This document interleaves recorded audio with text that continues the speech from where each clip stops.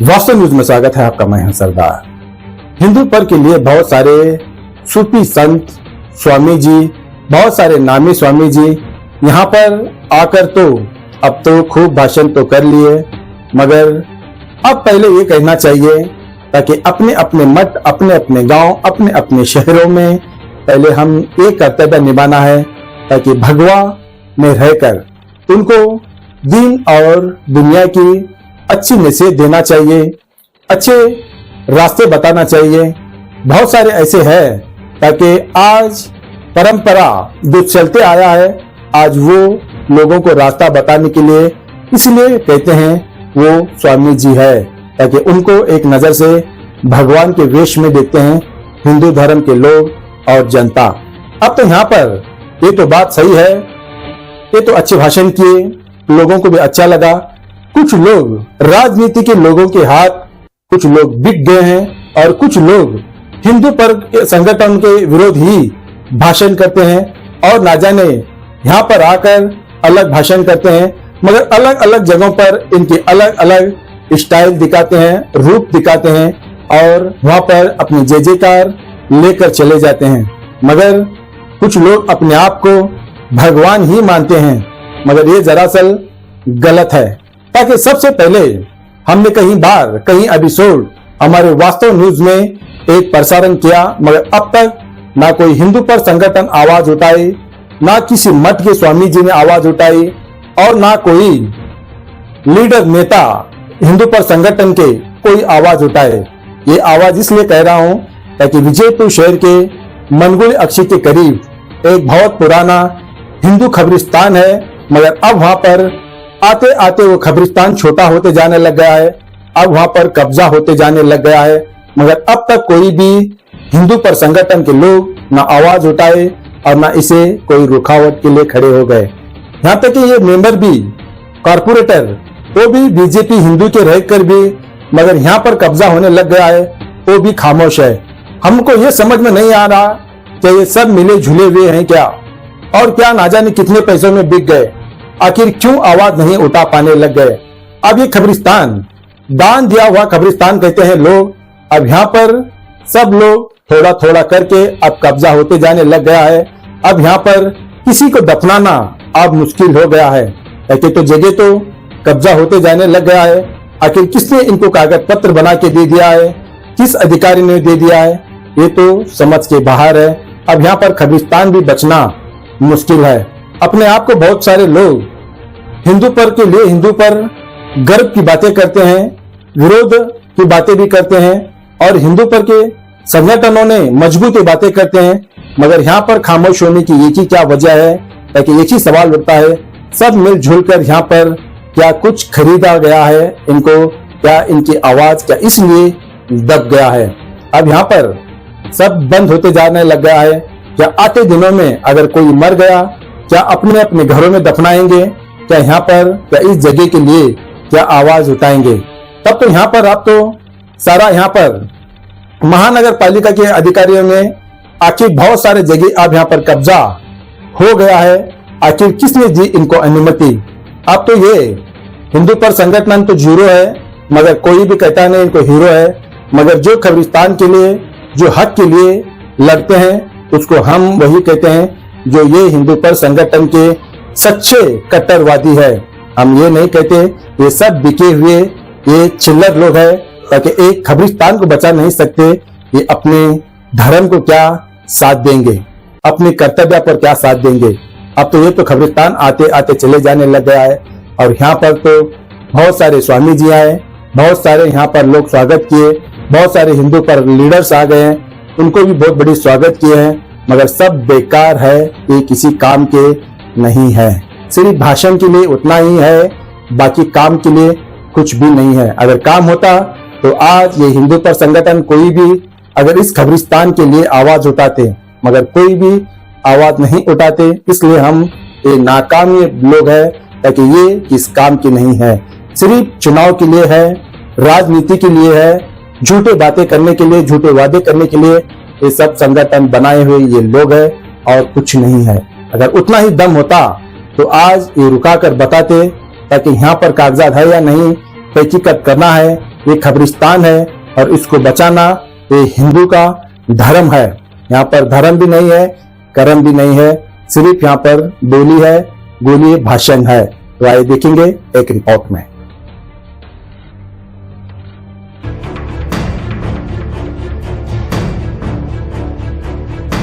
ಬರಲಿಲ್ಲ ಅಂದ್ರೆ ನೀವು ಸೋಲ್ತೀರಿ ಪ್ರಶ್ನೆ. ಆದ್ರೆ ಜನರಿಗೆ ತಪ್ಪು ಮಾರ್ಗದರ್ಶನ ಮಾಡಬೇಡ್ರಿ ಅಂತ ನನ್ನ ಕಳಕಳಿ ವಿನಂತಿ. ಪುಣ್ಯಾತ್ಮರಿಗೆ ಇರ್ಲಿಲ್ಲ ಅಂದ್ರೆ ಮುಂದೆ ಕುಂತವ್ರು ನೀವು ನಾ ಮಾತಾಡಿದ್ರು ಚಪ್ಪಾಳಿ ಬಾರಿಸ್ತೀರಿ, ಅವ್ರು ಬಂದು ನೀವು ಬಾರಿಸೋರು. ನೀವೇನ್ ಸಾಮಾನ್ಯ ಮಂದಿ ಅಲ್ಲದೇವ್ರ ಯಪ್ಪ, ಎಲ್ಲ ಅರ್ಥ ಮಾಡ್ಕೊಂಡು ನಿಮ್ಮನ್ನ ಅರ್ಥ ಮಾಡ್ಕೊಳಕ್ ಈ ಜನ್ಮದಾಗ ಏನ್ ಆಗುದಿಲ್ಲ. ಈಗ ನಮಗ್ ಸಹಾನುಭೂತಿ ತೋರಿಸಿರಿ, ಅವ್ರು ಬಂದ್ರಂದ್ರೆ ಅಲ್ಲಿನೂ ಕುಂತು ಜಡದ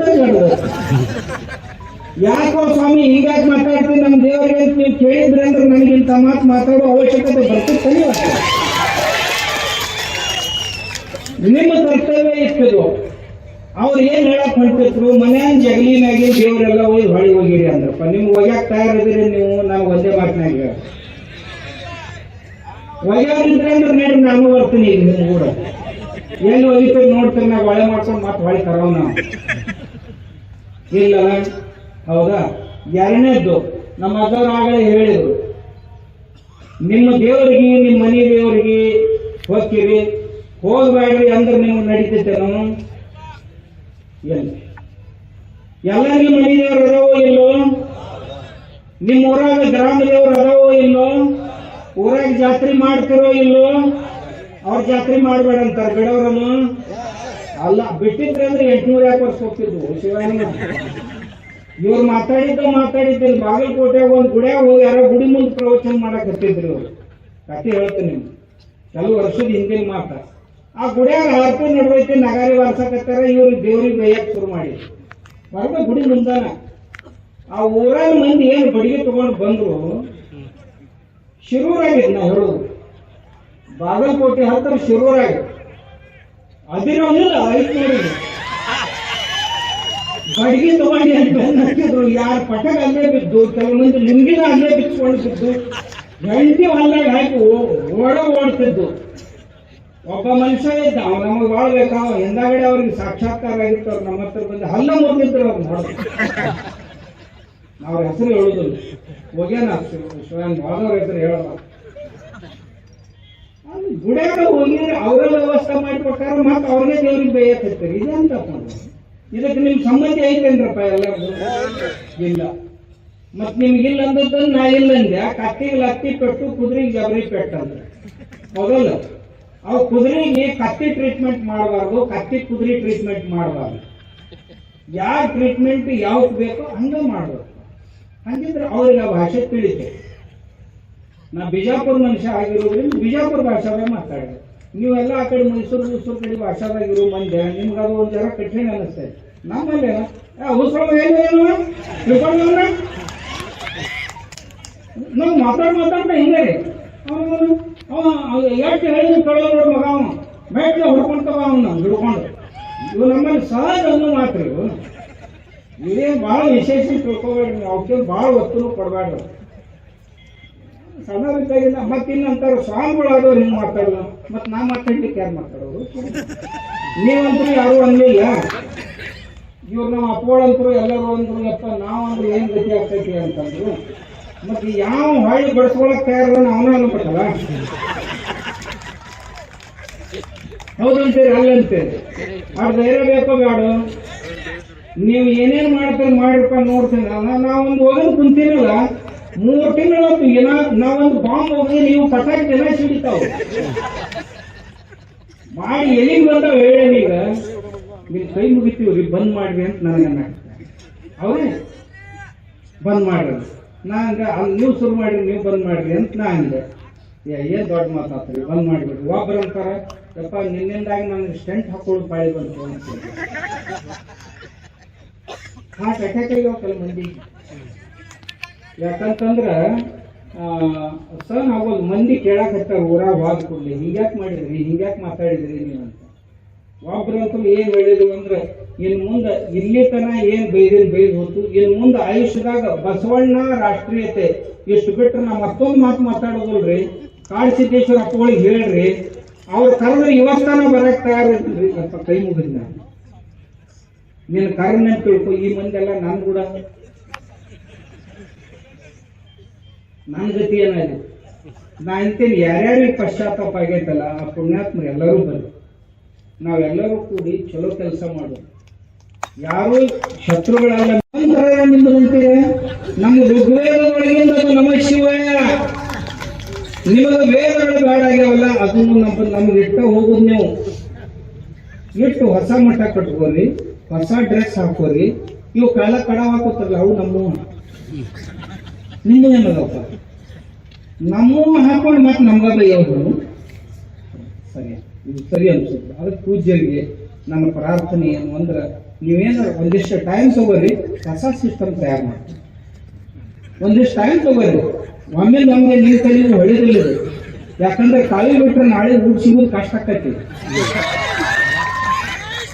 ಮಠ ನಡೆಸೋದು ಕಷ್ಟ ಆಕೈತಿ. ಈಗ ಕಾಳಿ ಐತೆ ಅಂತ ತಿಳ್ಕೊಂಡು ಎಲ್ಲರೂ ಮಠಕ್ಕೆ ತಂದು ಅರ್ಪಣೆ ಮಾಡ್ತಾರೆ. ಮತ್ತೆ ಅವರು ಹೊಸ ಮತ್ತೆ ಇಷ್ಟು ಮಾಡ್ರೆ, ನನಗೊಬ್ರು ಸಿಂಧನೂರಾಗ ಒಂದು 12 ಮಂದಿ, ಒಂದು 25 ಮಂದಿ ಬಂದಿದ್ರು ಸ್ವಾಮಿಗಳು. ನೀವೇನು ಮಾತಾಡಿರಿ, ನಿಮ್ಮ ಉದ್ಯೋಗ ಕೇಳ್ತೀನಿ. ಆಯ್ತಪ್ಪ, ನೀವೇನು ಮಾಡ್ತೀರಿ ಅಂತ ಕೇಳಿದೆ. ನಾವೆಲ್ಲ ನಿವೃತ್ತರಾಗೀವಿ. ಏನೇನು ಮಾಡ್ತೀವ? ನಾವು ಒಬ್ಬ ನಾನು ಶಿಕ್ಷಕ ಇದ್ದಂಗೆ, ಒಬ್ಬ ಇಂಜಿನಿಯರ್ ಇದ್ದಂದ, ಮತ್ತೊಬ್ಬ ಮತ್ತೇನಿದ್ದ. ನಾವೀಗ ಎಲ್ಲ ಇಲ್ಲೇ ಸಿಟಿ ಒಳಗೆ ಆಗಿವ್ರಿ. ಏನು ಕಾಯ್ಕಾಯಿ ಏನು ಮಾಡ್ತೀರಿ ಅಂತ ಕೇಳಿದೆ. ಕಾಯ್ಕಾಯಿ ಏನು ಮಾಡ್ತೀರಿ ಅಂತ ಕೂಡಲೇ ಗಂಟ್ಲೂ ಒಣಗಿ ಹೋಗ್ತು. ರಿಟೈರ್ ಆಗ್ಯಾರ ಅವ್ರು ಕಾಯ್ಕಾಯಿ ಮಾಡಿ. ಈಗ ಏನೂ ಇಲ್ಲ. ಕಾಯ್ಕಾಯಿ ಏನು ಮಾಡ್ತೀರಿ? ಈಗೇನು ಮಾಡೋದ್ರಿ? ರಿಟೈರ್ ಆಗಿವಿ ಅಂದ್ರು. ಮತ್ತು ಉಳ್ಬಾರ್ದು ನೀವೀಗ. ಬಸವಣ್ಣವ್ರು ಏನ್ ಹೇಳ್ಯಾರ? ಕಾಯ್ಕಾಯಿ ಮಾಡ್ಲಾರ್ದ ಊಟ ಮಾಡಬಾರ್ದು. ಹೌದಾ? ಊಟ ಮಾಡಬಾರ್ದು. ಆಮ್ಯಾಗ ಒಂದೇನೊಳಗೊಂದೊರೆಯ, ಅನ್ನದೊಳಗೊಂದ ಗುಳ, ವಸ್ತ್ರದೊಳಗೊಂದೆಳೆಯ, ಇಂದಿಂಗೆ ನಾಳಿಂಗೆ ಬೇಕೆಂದೇನಾದಡೆ ನಿಮ್ಮಾಣೆ ನಿಮ್ಮ ಪ್ರಮಕರಾಣಿ. ಬಸವಣ್ಣವ್ರು ಹೇಳ್ಯಾರ. ನಾಳೆಗಂತ ಒಂದು ಹುಂಜಿನೂ ಇಟ್ಕೋಬಾರ್ದು ಮನ್ಯಾಗ. ಇವತ್ತು ಸಂಜೆಗೆ ಎಲ್ಲ ಪಾತ್ರೆ ತೊಳೆದು ಜಳ ಮಾಡಿ ಮರ್ದೂಸ್ ಮತ್ತೆ ಹೋಗಿ ಕಾಯ್ಕಾಯಿ ಮಾಡ್ಬೇಕು, ತರಬೇಕು, ತಂದು ಉಂಡು ಮತ್ತೆ ದಾಸೋಹ ಮಾಡ್ಬೇಕು. ಎಷ್ಟು ಮಂದಿ ದಾಸೋಹ ಮಾಡ್ತಿರ್ತೀವಿ ಇದ್ರಾಗ ಕೇಳಿದ್ ನಾವು. ದಾಸೋಹ ನಾವೇನ್ ಮಾಡ್ತೀವ್ರಿ? ನಮ್ಗೆ ಈಗ ಹೆಂಗ್ ಮಾಡಕ್ ಬರ್ತದ? ಮತ್ತೆ ಬಸವ ತತ್ವ ಪಾಲನೆ ಮಾಡಕ್ ಹೊಂಟಿರೋದು ಮುಟ್ಟಾಡ್ರದ್ರಿ ನೀವೆಲ್ಲ. ಬಸವಣ್ಣನ ಹೆಸರು ಹೇಳ್ಕೊಂಡು ಬಸವಣ್ಣವ್ರ ಹೆಸರು ಕೆಡ್ಸಕ್ ಹೊಂಟಂತ ಮೂರ್ಖರದ್ರಿ ನೀವಂತ ಹೇಳಿ. ಬಸವಣ್ಣವ್ರು ಹೇಳ್ಯಾರಿಲ್ಲ ದಾಸೋಹ ಮಾಡ್ಬೇಕು ದಿನಾಲು ಅಂತ. ಯಾಕೆ ಮಾಡೋದಲ್ಪ ನೀವು? ಬಸವಣ್ಣವ್ರು ಕಾಯ್ಕಾಯಿ ಮಾಡ್ಬೇಕಂತ ಹೇಳ್ಯಾರ.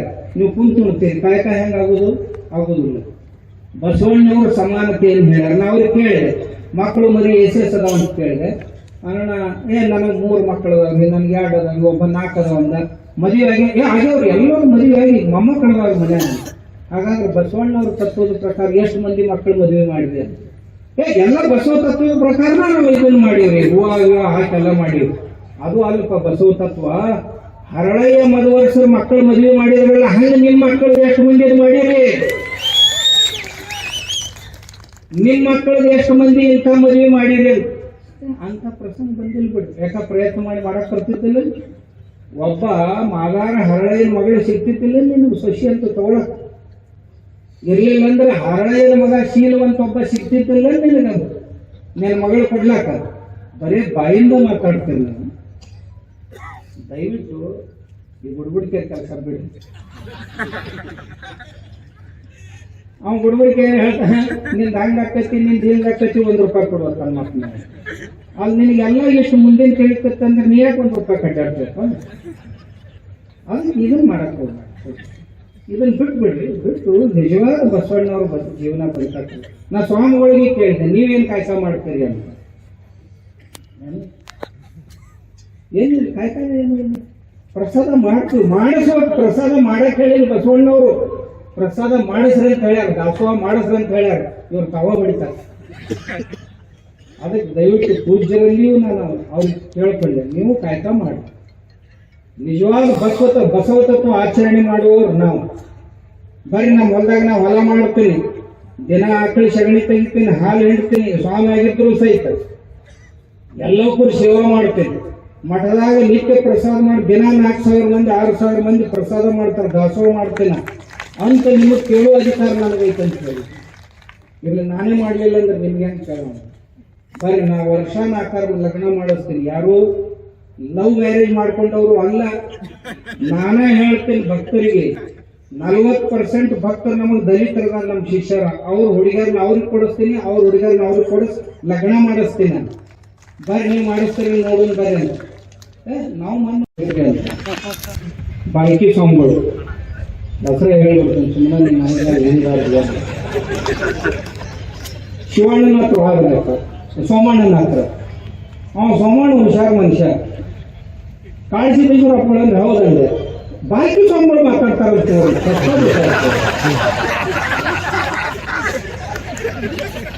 ಏನ್ ಹೇಳಿ ಶಿವಣ್ಣ ಅವ್ರ ಚೆನ್ನಾಗ ಕೊಟ್ಟ ದೌಡ್ ಮಾತು ಬರೋಲ್ಲ. ಅದಾರ ಅಂದ್ಬೇಡ್ರಿ, ಮಾತಾಡಿ ನೀವು ಹೇಳ್ಬೇಕು ಹೇಳ್ರಿ. ಏನಂತ ಏನಾಗೈತೆ? ನಾವು ನೀವೇನ ಆತ್ಮೀಯರು. ನಾವು ಅಲ್ಲಿಂದನೂ ಹೇಳ್ತಿದ್ದೆ, ವೈಚಾರಿಕವಾಗಿ ನಮ್ದು ಹೊಂದೋದಿಲ್ಲ, ಆದ್ರೆ ಆತ್ಮೀಯತೆ ಅಂತ ಏನ್ ಇರ್ತೈತಲ್ಲ ಅದಕ್ಕೆ ಎಲ್ಲಿ ಬಾಧೆ ಬರೋದು ಬೇಡ ಅಂತ ನಾ ಹೇಳ್ತಿದ್ದೆ. ನಿಂದು ವೈಚಾರಿಕ ಮತಭೇದಗಳು ನಮ್ಗ ನಿಮ್ಗ ಇರೋಲಕ್ಕ, ಆದ್ರೆ ಆತ್ಮೀಯತೆ ಅಂತ ಏನೈತಲ್ಲ ನಮ್ದು ಅದು ಇರ್ಲಿ ಅಂತ ಹೇಳ್ತಿದ್ದೆ. ಆತ್ಮೀಯತೆಯಿಂದ ಹೋಗ್ತಿದ್ದೀವಿ. ಇದ್ರೊಳಗ ಮತ್ತೇನೇನೇನೇನು ಅದೆಲ್ಲ ಮಾಡಿದ್ರು ಏನ್ ಮಾಡ್ಬೇಕು ಶಿವಣ್ಣ ಈಗನೂ ಸಹಿತ ದಯವಿಟ್ಟು ನನ್ನ ಪ್ರಾರ್ಥನೆ ಅವ್ರಿಗೆ, ನೀವು ಬಸವಣ್ಣವ್ರನ್ನ ನಾಸ್ತಿಕ್ ಮಾಡಕ್ ಹೋಗ್ಬೇಡ. ಬಸವಣ್ಣವ್ರನ್ನ ಶರಣರನ್ನ ವೇದ ವಿರೋಧಿಗಳನ್ನ ಮಾಡ್ಲಿಕ್ಕೆ ಹೋಗ್ಬೇಡ್ರಿ. ಆಮೇಲೆ ಹೆಂಗ್ ಮುಗಿಸಿದ್ರಿ ಇದನ್ನ ಅಂತ ಕೇಳಿದ್ರು. ನಾನು ಒಂದೇ ಪ್ರಾರ್ಥನೆ ಅವ್ರ ಎದುರಿಗೆ ಏನಂತ, ನೀವೇನು ಈ ಸಮಾಜ ಒಡ್ಯಾಕ ಹೊಂಟಿರಲ್ಲ, ಒಂದೇ ಬಸವಣ್ಣವರು ಎಲ್ಲರನ್ನೂ ಕೂಡಿಸು ಕೆಲಸ ಮಾಡಿದ್ರು. ಈಗ ಬಸವಣ್ಣನ ಹೆಸರು ಹೇಳಿಕೊಂಡು ಈ ವೀರಶೈವ ಮತ್ತು ಲಿಂಗಾಯತ ಅಂತ ಯಾರು ಮಾಡಕ್ ಹೊಂಟಿರಲ್ಲ, ದಯವಿಟ್ಟು ನೀವು ಎರಡೂ ಒಂದೇ ಅಂತ ಡಿಕ್ಲೇರ್ ಮಾಡ್ರಿ, ನಂದು ಬಂದ್ ಆಕೈತಿ ಅಂತ. ನಾನು ಒಂದೇ ಪ್ರಾರ್ಥನೆ ಮಾಡ್ಕೊಂಡೆ, ವೀರಶೈವ ಲಿಂಗಾಯತ ಎರಡಲ್ಲ ಒಂದೇ ಅಂತಂದ್ರಿ. ಎರಡನೇದು ನಾವು ಹಿಂದೂ ಲಿಂಗಾಯತರ ಅಂದು ಬಿಡ್ರಿ, ಕೆಲಸ ಬಗೆಹರು. ನಾವು ಮೊದಲು ಹಿಂದೂಗಳು, ಆಮೇಲೆ ನಾವು ಹಿಂದೂ ಲಿಂಗಾಯತರು, ಹಿಂದೂ ವೀರಶೈವರು ಅಂದು ಬಿಡ್ರಿ, ಮುಗಿದ ಹೋಗಂತ ಹೇಳಿದೆ. ಇವತ್ತು ಸಹಿತ ನಮ್ಮ ತಯಾರಿ ಇಲ್ಲಂದ್ರೆ ಮುಂದಿನ ಊರಾಗ ಮತ್ತೈತೆ ಇನ್ನು ಎಲ್ಲೇ ತರ ಓಣ್ಯಾಗ ಸಹಿತ ಅಡ್ಡಾಡಕ್ ಕಠಿಣ ಆಗೈತಿ. ಯಾಕಂದ್ರೆ ಈ ಮಂದಿ ಕೇಳಕ್ ಶುರು ಮಾಡ್ಯಾರ. ಮೊದಲು ಯಾರು ಕೇಳ್ತಿದ್ದಲ್ಲ, ಬಂದ್ ನೋಡಿ ಬಂದ್ ನೋಡಿ ಬಂದ್ ನೋಡಿ ಹಂಗ ಅನ್ನಕ್ ಶುರು ಮಾಡ್ತಾರೆ. ಅಲ್ಲಿಂದ ಇವ್ರು ಮಾತಾಡೋದು ಕಷ್ಟ ಆಗೈತಿ. ಅದಕ್ಕೆ ದಯವಿಟ್ಟು ಎಲ್ಲ ಪೂಜ್ಯರಲ್ಲಿ ನನ್ನ ಸ್ವಾರ್ಥ, ಯಾರು ನಮ್ಮ ಶತ್ರುಗಳ, ಎಲ್ಲರೂ ನಮ್ಗೆ ಅತ್ಯಂತ ಆತ್ಮೀಯರು. ಅವರು ಅಂತಿದ್ರು, ಕಾಡುಸಿದ್ದೇಶ್ವರ ಸ್ವಾಮಿ ಎಷ್ಟು ಮೆತ್ತಗಿತ್ತು ಮನುಷ್ಯ, ಹಿಂಗೆ ಒಮ್ಗೆ ಮೆಟ್ಟಿ ಬಂದ. ವಜ್ರಾದಪಿ ಕಠೋರಾನಿ ಮೃದೂನಿ ಕುಸುಮಾದಪಿ, ಹೂವಿಗಿಂತಲೂ ನಾನು ಬಹಳ ಮೃದು. ಆದ್ರ ಧರ್ಮದ ವಿಷಯದಲ್ಲಿ ನೀವೇನಾರ ಮಾಡಿದ್ರಿ ಅಂದ್ರೆ ವಜ್ರಕ್ಕಿಂತಲೂ ಕಠೋರಾನಿ, ವಜ್ರಕ್ಕಿಂತಲೂ ಕಠೋರ. ಅದ್ರಾಗ ಮತ್ತೆ ಅವರು ಇವರು ಯಾರ್ಯಾರ ಸೇರ್ಕೊಂಡು ನಿಮಗೆ ಹಂಗ ಮಾಡ್ತೀವಿ ಹಿಂಗ್ ಮಾಡ್ತೀವಿ ಸ್ವಾಮಿಗಳ ನೀವು ಕ್ಷಮಾ ಕೇಳಬೇಕು ಅಲ್ಲೋ ಮತ್ ಅದು ಅಂತ ಇನ್ನೊಂದೇನೋ ಹೊಸ ಧರ್ಮ ಕಟ್ಟಾಕೊಂತಾರೆ. ಹೌದಲ್ಲ? ಹೊಸ ಧರ್ಮ ಕಟ್ಟಾಕೊಂಡು ಎಲ್ಲಿ ಕಡಿಮೆ ಒಬ್ಬ ಈ ದೇಶದಾಗ ಇನ್ನೊಂದು ಕಟ್ಟಾಕೊಂತಾರಂತ. ನಾ ಅಂದೆ ಹೊಸದ ಕಟ್ಟುದಾಗಿತ್ತಂದ್ರೆ ನಿಮ್ಗೆಲ್ಲರಿಗೆ ನಾವು ಪ್ರಾರ್ಥನೆ ಮಾಡ್ಕೋತೇನೆ. ಹೊಸ ಧರ್ಮ ಕಟ್ಟಕ್ ಹೊಂಟಿದ್ರು ಕಟ್ಟಿದ್ರಂದ್ರೆ ಇನ್ ಮುಂದೆ ಭಕ್ತರು ನೀವೆಲ್ಲರೂ ಕೂಡಿ ಪ್ರಾರ್ಥನೆ ಮಾಡ್ಬೇಕು ಆ ಪೂಜ್ಯರಿಗೆ.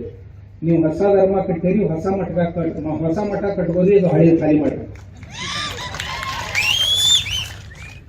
ಹೊಸದ ಕಟ್ಟಕ್ ಹೊಂಟಿರಿ ಅಂದ್ರೆ ನಮ್ಮ ಪ್ರಾರ್ಥನೆ ಇದ್ರಪ್ಪ, ಇದು ಸನಾತನ ವ್ಯವಸ್ಥೆಯೊಳಗೆ ಕಟ್ಟಿದಂತ ಮಠ, ಇನ್ನು ನೀವು ಹೊಸ ಧರ್ಮದ ನಿಯಮದ ಪ್ರಕಾರ ಕಟ್ಬೋದು. ಎರಡನೇದ್ದು ಪೂಜ್ಯರಿಗೆ ಪ್ರಾರ್ಥನೆ ಮಾಡ್ಕೊಳ್ಳೋದು ಏನು ಅಂದ್ರೆ, ನೀವು ಹೊಸ ಧರ್ಮ ಕಟ್ಟಿರಿ ಅಂದ್ರೆ ಹೊಸ ಬಟ್ಟೆ ಹುಡುಕಾಡಿರಿ ಅಂದ್ರೆ ಇವೆಲ್ಲ ನಮ್ಮ ಇವು ಸನಾತನದವರ. ರುದ್ರಾಕ್ಷಿ ನಮ್ಮದೇ ಇದು ಹಳಿದು, ಭಸ್ಮ ನಮ್ಮದೇ ಇದು ಹಳಿದು, ಹೌದಾ? ಲಿಂಗಪ್ಪ ನಮ್ಮದದು. ಇಷ್ಟು ಲಿಂಗ ಒಳಗೊಂದು ಪೀಠಿಕ ಅಂತ ಇರ್ತೈತೆ, ಹೌದಾ? ಪೀಠಿಕ ಅಂತ ಇರ್ತೈತೆ, ಅದು ಈಶ್ವರಲಿಂಗ. ಇದು ನಮ್ಮದ. ಯಾಕಂದ್ರೆ ಆಗಮಗಳು ನಮ್ಮ. ಒಂದು ವೇಳೆ ಹೊಸ ಧರ್ಮ ಬಸವಣ್ಣವ್ರು ಕಟ್ಟ್ಯಾರ ಅಂತ ನಿಮ್ಗೆ ಅನ್ಸಿತ್ತು ಅಂದ್ರೆ ಬಸವಣ್ಣವ್ರ ಲಿಂಗ ಹೆಂಗ್ ತಯಾರು ಮಾಡ್ಬೇಕು ಅನ್ನೋದನ್ನು ಹೇಳ್ತಿದ್ರಲ್ಲ. ಎಲ್ಲರ ಒಂದು ವಚನದೊಳಗರ ಇಷ್ಟು ಲಿಂಗವನ್ನು ತಯಾರಿಸುವ ವಿಧಾನ ಅಂತ ಕೇಳಿದ್ರು ಇಲ್ಲ. ಕರಡಿಗೆಯನ್ನು ತಯಾರಿಸುವ ವಿಧಾನ ಅಂತ ಎಲ್ಲರೂ ಕೇಳಿರಲ್ಲ? ಕೇಳಿಲ್ಲ. ಎಲ್ಲಿ ಬಂದಪ್ಪ ಇವು ಇಷ್ಟು ಲಿಂಗ ತಯಾರಿಸುವ ವಿಧಾನ? ಪರಮೇಶ್ವರ ಆಗಮನದಲ್ಲಿ, ಶಿವಾಗಮಗಳಲ್ಲಿ ಬಂದಂತಹ ವಿಷಯ ಅಲ್ಲಿ ಹೇಳಿದ್ದಾರೆ ಯಾವ ರೀತಿ. ಆದ್ದರಿಂದ ಇವು ಯಾವುದೂ ಹೊಸಬರ ಕುಂದ್ರದಲ್ಲಿ, ಇದು ಲಿಂಗ ನಿಮ್ದಲ್ಲ, ಇದು ನಮ್ದು. ನೀವು ಮತ್ತೊಂದು ಏನರ ಹೊಸ ನೋಡ್ಕೊಳ್ಳಿ.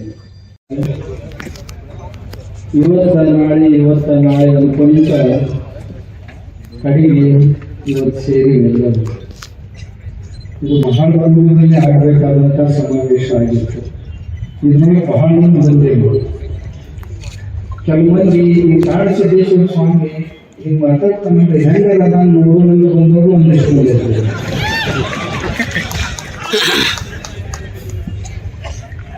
ಎಷ್ಟು ಮಾತಾಡ್ತಾನಂದ್ರೆ ನೋಡೋಣ ಬಂದಿರಿ ಕೆಲವು ಮಂದಿ. ಈ ಕೆಲವು ಮಂದಿ ಕಾಡಸಿದ್ದೇಶ್ವರ ಸ್ವಾಮಿಗಳು ಇಂಥ ಚಲೋ ಕೆಲಸ ಮಾಡ್ತಾರ, ಇದ್ರೊಳಗೆ ಸಹಭಾಗಿ ಆಗ್ಲಿಕ್ಕಂದ್ರೆ ಮತ್ತೆ ಯಾವ ಪಾಪದಾಗ ಸಹಭಾಗಿ ಆಗೋದು ಹೋಗೋಣ ಅಂತ ಬಂದವರು ಕೆಲವು ಮಂದಿ. ಇನ್ನು ಕೆಲವು ಮಂದಿ ಹೆಂಗಂದ್ರ ಮನ್ಯಾಗ ಹೆಣ್ಮಕ್ಳು ಕಳಿಸ್ಕೊಟ್ಟಾರಂತ ಬಂದವರು ಕೆಲವು ಮನ್ಯಾಗ ಅವುಗಳು ಇರ್ತಾರ, ಅವ್ರ ದಿನ ಕೇಳ್ತಿರ್ತಾರೆ, ಎಲ್ಲರೂ ಸೋಷಿಯಲ್ ಮೀಡಿಯಾದಾಗ ನೋಡ್ತಿರ್ತಾರ. ಮನೆ ನಾವು ನೋಡ್ಕೋತೀವಿ ಇವತ್ತೊಂದು ಭೂಮಿಯಾಗ ಅಂತ ಕಳಿಸ್ಕೊಟ್ಟಾರ.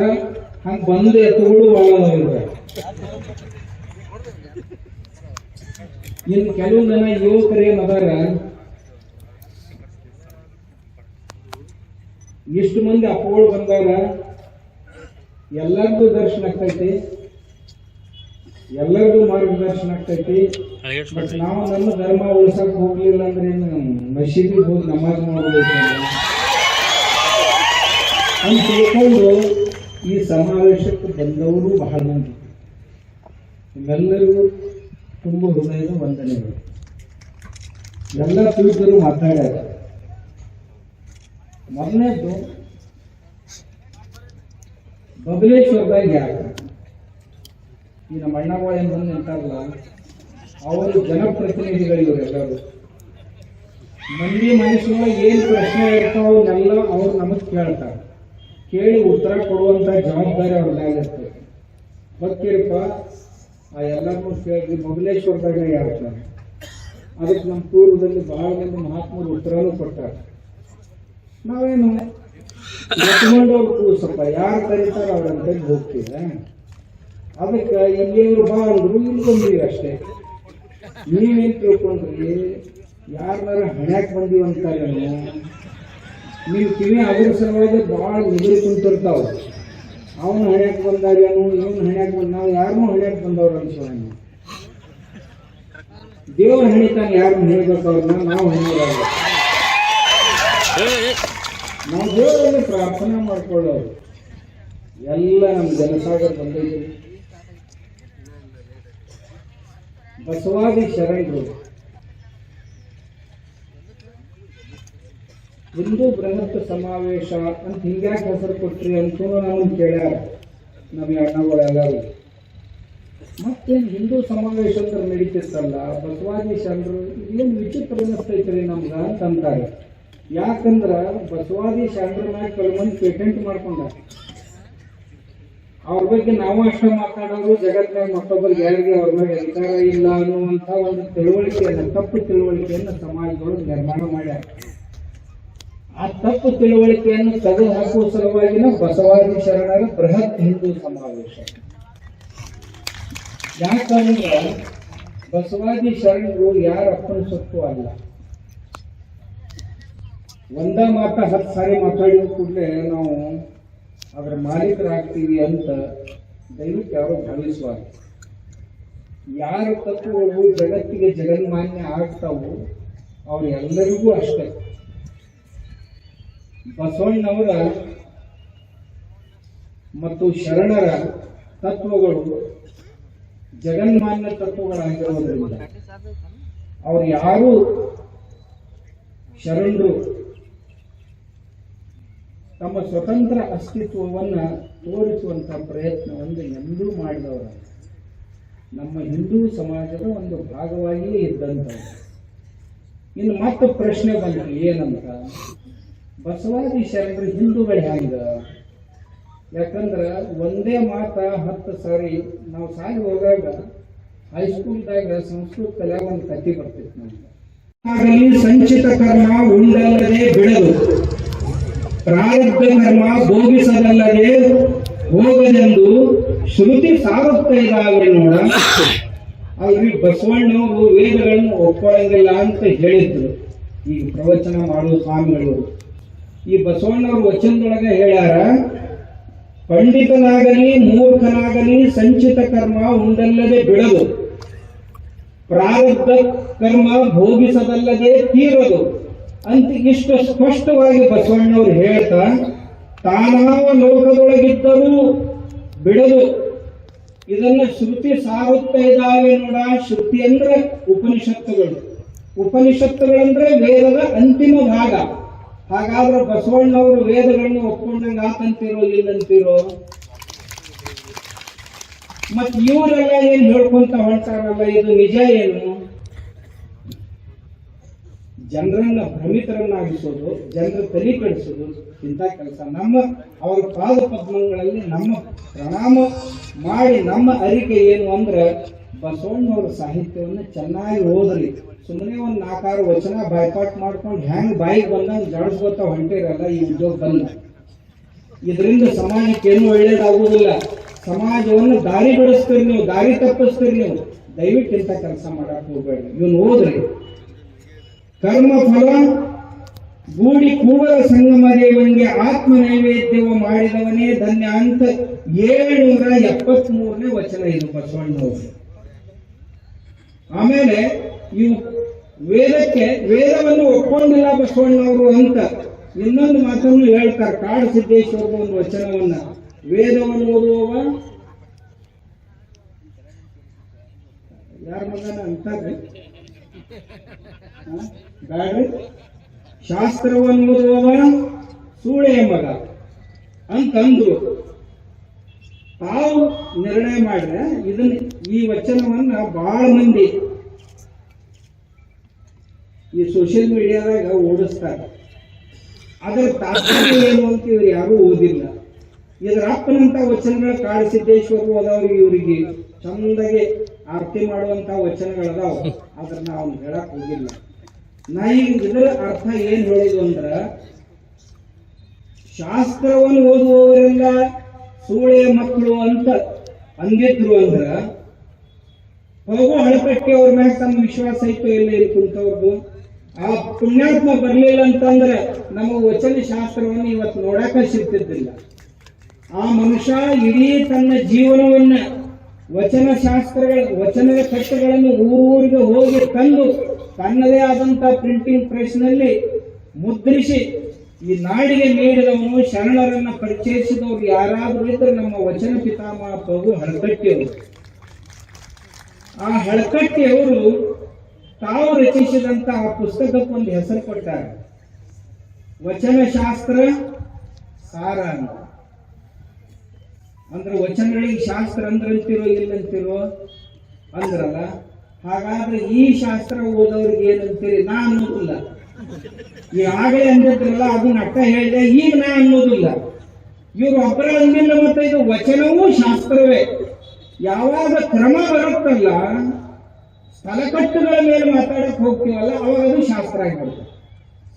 ಇಷ್ಟೇ ಅಲ್ಲ, ರಂಗನಾಥ ದಿವಾಕರ್ ಅವರು, ರಂಗನಾಥರಾಯರು ತಮ್ಮ ಆಯುಷ್ಯವನ್ನು, ಆ ಮನುಷ್ಯ ಬಹಳ ದೊಡ್ಡ ಪಂಡಿತ,